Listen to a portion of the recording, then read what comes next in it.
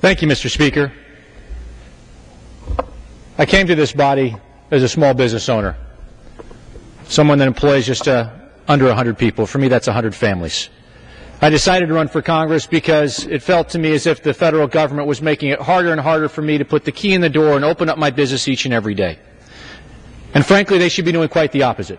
We here in this body should be making it easier for American businesses to grow their businesses, to be able to hire more people, to invest back in their business and grow.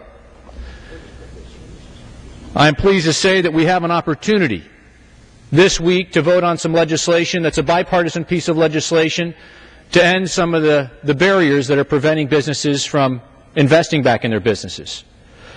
We're going to have an opportunity to vote on H.R. 674, which would repeal a provision that would force government entities to withhold 3% from the vendors that they do business with. Earlier this year, we took care of some legislation that was some overburdensome regulation on 1099s for small businesses. This was going to be paperwork that was going to, in essence, cost small businesses hundreds of thousands of dollars, and in some cases millions of dollars, just to comply. Just to cross the T's and dot the I's, not a single bit would be added to their bottom line or would be helping provide services to consumers. There's no question that this bill would help small businesses. It would also help governments, municipalities that would be forced to withhold. This withholding requirement is particularly harmful to small businesses, to contractors, and would undermine our efforts to spur job creation. This requirement needlessly ties up cash flow of small businesses, and that's exactly what we don't need to do at this particular time. This is a common sense piece of legislation, and I'm confident that we're able to pass it. We've got over 269 co-sponsors today. Mr. Speaker, the gentleman that was just up here is in fact the lead co-sponsor, Mr. Blumenauer, with my colleague Wally Harger from California.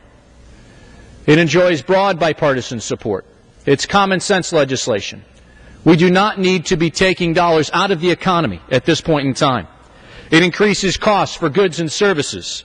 It increased the burdens on administrative requirements. It increased the cost for record keeping. This is another instance of unintended consequences of legislation, and ones that I think we cannot afford. We must focus on how we can help small businesses across this land. We in this body need to create an environment where small businesses can have more certainty. Because when I talk to businesses all across the 10th District of Illinois, the one thing I hear over and over and over again is that the uncertainty out there is preventing people from investing in their business, from moving forward. This would be yet one more burden. We don't need to do that. So I'm pleased to see that members on both sides of the aisle are coming together to try to solve some of these issues. It's certainly what the American public is looking for us to do, to be able to find some common ground to move forward so that we can eliminate some of these barriers. The number one issue we face, without exception, is jobs in the economy. So it seemed like common sense to me that we try to enable small businesses to be able to have the tools necessary to forecast, to invest in their businesses, and to grow. With 29 million small businesses in our nation, if we can create an environment where half of those businesses can create a single job, think about where we'd be then. We've got 9.1% unemployment in our country. In Illinois, it's at 10. In certain areas, even in the 10th District, we've got unemployment of 20 to 22%.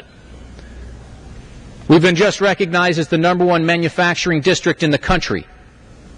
We've lost 750,000 manufacturing jobs in Illinois. We have to step up and allow small businesses to be able to invest back in their businesses and to grow.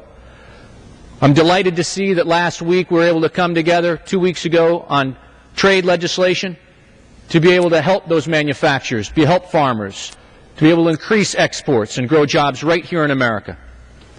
This is exactly the efforts that we need to do. So I want to encourage my colleagues on both sides of the aisles to come together on H.R. 674 to help small businesses move forward and get America back to work. With that, I yield back. Gentleman yields back.